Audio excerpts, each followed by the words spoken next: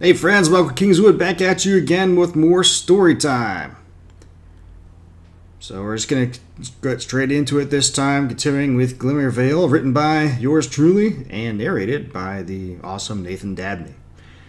When last we left our two heroes in chapters 1 and 2, Julian and Radric had gone through the ravine, entering into Glimmer Vale, and got accosted by bandits in the woods above the falls and had themselves a little fight.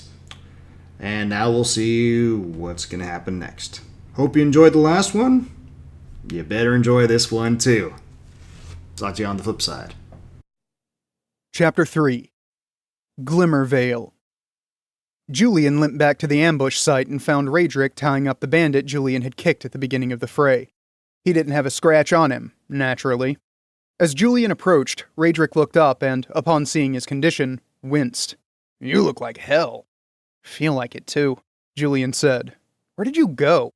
"This guy hightailed it. You looked like you had things under control, so I went after him." "Don't do that again. I really could have used the help." Radric gave him a long, searching look, then nodded. "Sorry." Hobbling over to his horse, Julian fished through the saddlebags until he found his medical supplies. Consisting of a few rags for bandages and a needle and thread, it wasn't much, but it would be sufficient for this job. "My leg and thumb are going to need stitches before we move out," he said. Radric did the stitching once he had the prisoner secured. Getting stitched up was never a fun experience, but having to lie there without pants in the chilly air just made it worse. The cold numbed Julian's leg a bit, so the stitching itself wasn't as unpleasant, but taken as a whole, Julian would have preferred to do the deed in warmth. Fortunately, Radric was a good hand with a needle, so before too long he finished stitching and wrapped both wounds in snug bandages. Julian got dressed again and took a few ginger steps. The stitches seemed to hold well, but he would have to take it easy for a few days. They took a few minutes to search the dead brigands. Julian was not surprised to find they had little money on them. But their armor and weapons were of good quality, and would probably fetch a decent price. So he and Radric strapped those items down on their horses as well as they could. Their saddlebags were already full, so it was a very awkward packing job, but it would do for a short journey. "What are we going to do with him?" Julian said, nodding toward their prisoner. "I'd say tie him to a tree and leave him for scavengers." The brigand's eyes widened and he shook his head vigorously, but before he could speak, Radric beat him to it. "No, there's a constable in Lyttelton. He'll see that justice is done properly." Julian frowned. "That's still a long way. About 4, maybe 5 hours. We better get moving then if we want to get there before dark." Radric nodded. While Julian slowly pulled himself onto his saddle, his friend fished a length of rope out of his bag and tied one end into a knot around the brigand's neck. The other end he brought back to Julian. "Do you want the duty?" Julian grinned and accepted the rope. Removing his baldric, he looped the rope around his saddle horn, making several turns to ensure that it was secure. Then he draped the baldric over the saddle horn again and looked back at the brigand. "I hope you are a good runner, friend." It was perhaps heartless, but Julian got a lot of satisfaction from the brigand's terrified expression. They set off at a slow trot, just barely above a jog, but after an hour or so, Julian heard a thud behind them, and the brigand began screaming. Reining into a walk, he turned around to find the fellow dragging on the ground behind his horse. Julian rolled his eyes and pulled his horse to a full stop. "I figured he'd be in better shape," he quipped to Radric, who shrugged. In a louder voice, Julian called back to the brigand, "On your feet! You're slowing us down!" The brigand slowly pushed himself upright. It took a while, but Julian figured it was probably difficult with his hands tied behind his back. Beyond that, he was a mess. The right side of his face was scraped and bruised. His clothing was torn in several locations. He had a big red welt around his neck where the rope dug in, and he was panting heavily. Served him right.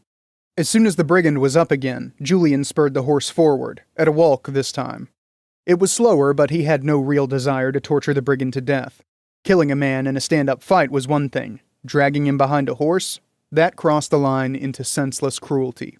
The road followed the south bank of the river as it made its way east toward the lake. Though the terrain of their right was mostly rolling hills, the road was, for the most part, level and made for an easy passage. So despite only moving at a quick walk, they made good time. As they traversed the valley, Julian was again struck by the picturesque nature of the place. Everywhere he looked was another amazing view. When Radric told him of his plan to take this route, he had at first scoffed. Lyttelton was a flyspeck of a town in the middle of nowhere. Why would anyone want to visit, let alone live there? Now that he had seen the valley, though, He was beginning to understand how it could be appealing. If only it was warmer. As advertised from their high vantage point on the flank of the mountain, this part of the valley was mostly rolling grasslands, punctuated every so often with the occasional copse, some large enough to almost be rightly called forests themselves. There was no habitation as yet, but plumes of smoke in the distance announced fires from chimneys or forges. After a couple hours, they drew near to the spit of mountains they had seen from above. The road became more wandering, to avoid the worst of the hills, as the mountains drew nearer. Until finally there was nothing for it but to go nearly straight up one side of a hill and down the next. The mountains came almost to the river, the main peaks could not have been more than a mile to the south. But from this vantage point, Julian could see that the peaks, which thrust northward from the main range to the south, bent to the east for a while before turning south again. "The locals call this area the Hook," Radric said, seeing Julian eyeing the mountains as they rode. "Supposedly, if you look at a quality map of this part of the Vale, the line of peaks forms a hook that bends off to the east and makes its own little concealed valley within a valley." "Impressive," Julian replied. Past the hook, the land slowly flattened again until, by the time they reached the southeast corner of the lake, the hills were mostly gone. There they began to see the first farmsteads. A single farmhouse here, a small cluster there. At first they were few and far between. But as the afternoon wore on, they became more frequent. All as he would have expected. Then, about an hour and a half before sunset, not far from a ford across the river that flowed down to the lake from the mountains to the east, they encountered a farm that had been burned out. It had happened several days earlier based on the lack of smoldering and the general state of the place, but it was clear that the burning was not an accident. The front door was cloven in two as though by an axe or sword. Peeking inside, the remains of a large table had distinctive cut marks, as did one chair that somehow escaped the fire and stood pristinely in the midst of the destruction. But the confirmation came when they stopped, at Radric's urging, to investigate the ruins more closely. There, within the husk of the burned house, lay two charred bodies, one larger and one small. The larger body, the mother Julian presumed, was clutching the smaller body as though to shield it from the flames and smoke. He supposed the fact that two people perished didn't rule out an accident, until they then found a man's corpse, beheaded with his hands tied behind his back, in a small ditch not far behind the house. "Hopefully they killed him first," Radric said, his tone carrying the same revulsion that Julian felt. "Can you imagine if they'd made him listen to his wife and child screaming inside the house before finishing him?" "Who would do this?" Julian asked aloud. He looked back at their prisoner and found him close-mouthed, unwilling to look even in the same general area as the bodies. "Do you know, friend?" Julian asked, tugging at the rope as he did so. The brigand jerked and turned a baleful eye on him. "Not a clue," he replied in an oily tone that just screamed the man was lying. "Oh, you know all right," Julian said. "Friends of yours, weren't they? Did they brag about it?" Anger began to well up within him, and he found his voice rising. "Or did you go along for the ride, to have a little fun? Did you enjoy it, you sick bastard?" He began walking his horse back toward the brigand as he spoke. The brigand's expression grew frightened, then terrified, as Julian approached. "Enough, Julian. He'll get justice from the constable," Radric growled as he spurred his horse in front of Julian. "Remember?" Julian took a long, deep breath to get himself back under control. After a moment, he nodded to Radric and turned his horse away. "Then let's get moving. The sooner we dump this fellow off, the better." Chapter 4. Lyttelton. As they rode into Lyttelton, Julian was surprised to find the road paved. He had expected dirt streets, or at best cobblestones, but the main street into the town was paved with what looked like squares of flagstone. "How did this happen?" he asked Radric. The other man shrugged. "There's a rock quarry a little ways up in the mountains east of here. Back before I first came here, some folks got the idea to use some of that rock to pave the streets. They only got the main street done before deciding it was too much effort, or something." Julian chuckled. But his humor faded quickly as he looked from the paving stones to the people in the town. A dozen, maybe 20 townsfolk were walking the main street as their horses began clopping down the road. One and all turned toward the sound of horses' hooves with expressions of dread. A woman nearby clutched her small child and pulled him close, as though unwilling to let him come near them. The weight of all those fearful eyes was nerve-wracking. "What gives? I thought you said these people were friendly." Radric shook his head slowly. "I've no idea." Turning his gaze toward a young man, barely old enough to need a shave more than every other day, who had stopped in the street not far from them, he nodded in greeting and smiled. Hello there. Can you point us toward the constable's office? The young man blinked and for a moment looked as though he was going to bolt. But then he looked from Raedric's smile to the brigand trailing behind them and the rope tied around his neck, and he swallowed, then answered. 3 blocks down, then make a right. First building on the left. He paused for a moment, as though unsure of himself, then spoke again. You're not with him, are you? Gesturing toward the bound brigand, his voice sounding almost hopeful. Julian snorted. Him? Raedric replied.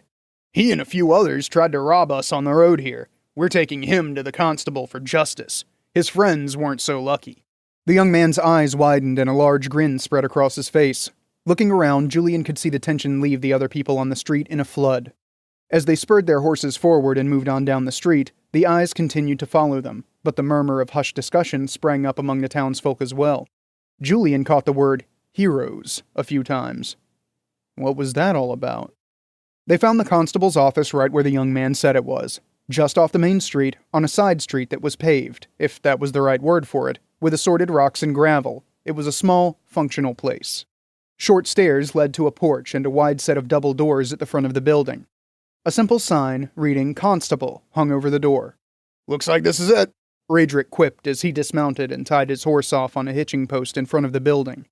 You are a master of the obvious, Julian replied with a grin. He made quick work tying his horse off. Then he grabbed his baldric from around his saddle horn and, donning it, walked over to the brigand. Time to face the music, friend, he said as he untied the knot around the brigand's neck. The rope dropped to the ground, and for a second Julian thought the brigand was going to try and make a run for it, no matter how exhausted and beaten down he was. But with his hands bound and the pair of them ready to chase him down, he wouldn't get far. Apparently he knew it, because his shoulders, already slumped from fatigue, drooped further and his gaze lowered to the ground, defeated. Julian grabbed him by the arm and pulled him toward the building. Let's go! Raedric led the way, swinging the doors open to allow Julian and the brigand to follow easily. Inside was a simple office. 2 desks, one on either side of the room facing each other, and a pair of benches on either side of the entrance were the only furnishings. Mounted on the wall behind one of the desks was a rack holding a small collection of swords. A similar rack holding several unstrung bows and an equal number of full quivers hung behind the other. A pair of lamps on wall mounts burned merrily, adding light to the room. A door made of iron bars was set in the wall directly across from the entrance. Julian could see a number of other similar barred doors in the corridor beyond. Holding cells, no doubt. A slender man of medium height, with a narrow face and unruly hair the color of hay, sat behind the desk on the left, reviewing a leather-bound ledger. He looked up at once, his eyes widening in surprise as they walked in. He collected himself quickly, closing the ledger and standing up to greet them. Gentlemen, what can I do for you? You the constable? Raedric asked. The man shook his head. I'm Deputy Fendig. Constable Mallory is off dealing with an issue right now. Good enough. This man... Julian pushed the brigand forward as Raedric gestured toward him. And several others tried to rob us on the road earlier today. We've brought him here for justice. Fendig did a double take and looked the brigand up and down. Is that right? He said quietly. There was a long silence as Julian and Raedric looked at each other. Something very odd is going on, Julian thought. That's right, Raedric said slowly as he looked back at Fendig. About an hour after noon on the road just above Silver Falls. He and 5 other... 5? Yeah, 5, Julian replied. Fendig looked doubtful, but he nodded. All right. Moving back over to his desk, he pulled open one of the drawers and removed a large iron ring hung with a number of keys. As he stepped past them and unlocked the door to the cell block, he said, Bring him along. They followed Fendig into the cell block. Once inside, Julian saw it contained 8 cells, 4 on each side of the corridor.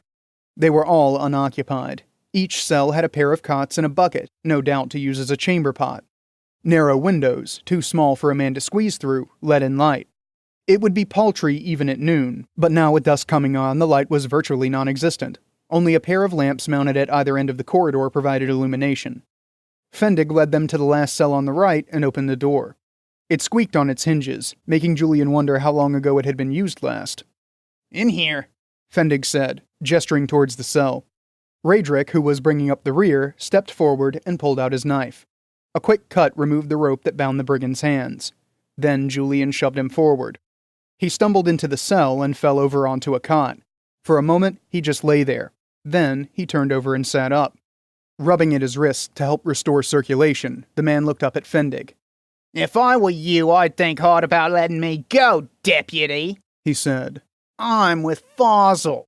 Fendig went pale, and he swallowed audibly, but his voice was steady when he spoke. "That'll be up to the constable," he said, and he shut the door and locked it. The brigand chuckled softly, a laugh of sadistic amusement. As Fendig walked back to the front office, Julian lingered for a moment to study the prisoner. He did not look half as defeated as he had outside, when he was in Julian and Radrick's custody. Back in the front office, Fendig pulled out another ledger and dipped his quill into an inkwell on his desk. "I'll need your names and where you're staying in town. Who or what is Farzal?" Julian asked. Fendig paused, his quill poised over the paper. Then he sighed and looked up at the two of them. "A band of outlaws has been making trouble in these parts for the last month or so. From their look, they're mostly deserters from the army. Small wonder they turned to thieving, right?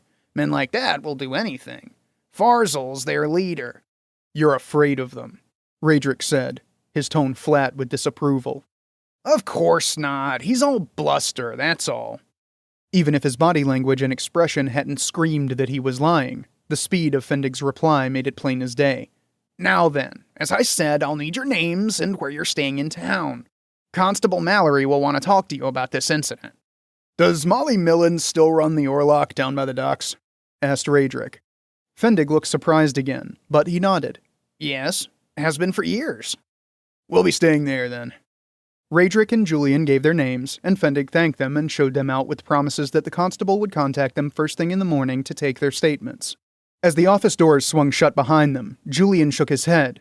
3-1 that guy releases our boy before dawn. I'm amazed he even locked him up. Probably wouldn't have if we weren't there. "I don't know," replied Radrick. He looked as troubled as Julian felt. "Nothing we can do about it, though. Let's go get settled and warm up." It was hard to argue with that idea. Okay, so clearly all is not well in Glimmer Vale or in the town of Lyttelton. Burned out farms, atrocities, and the deputy seems very eager to enforce justice, doesn't he? Well, I guess we'll see what comes of that on the next episode of Storytime when we get into chapters 5 and 6. Of course, you can always just go and pick up a copy of the audiobook. It is now available everywhere, literally everywhere. You can get it on Audible and iTunes and Amazon, and you can get it at Kobo and Google Play, audiobooks.com, and literally a dozen other places that my various distributors distribute to. The best place, of course, to get it, if you want to just listen to it and not worry about waiting for me to get through it all, is through my website, ssnstorytelling.com. You can buy it there using PayPal, Stripe, or cryptocurrency. And I'll send you a download link where you can download the entire book in a single file and then put it on whatever device you want. Easy. And that way I get the 90 to 95% of the money. Every other place I get at most maybe a third. You can also buy the book. Right? It's in print and ebook and all the usual ebook and print retailers, and of course through my site as well. Meanwhile, I'll be back next week with the next couple chapters. Please, if you like this, spread the word to all your pals. Leave good reviews. The various podcast and video sites. Subscribe, and come back next week. We'll talk some more. All right, thanks, and don't do anything I wouldn't do.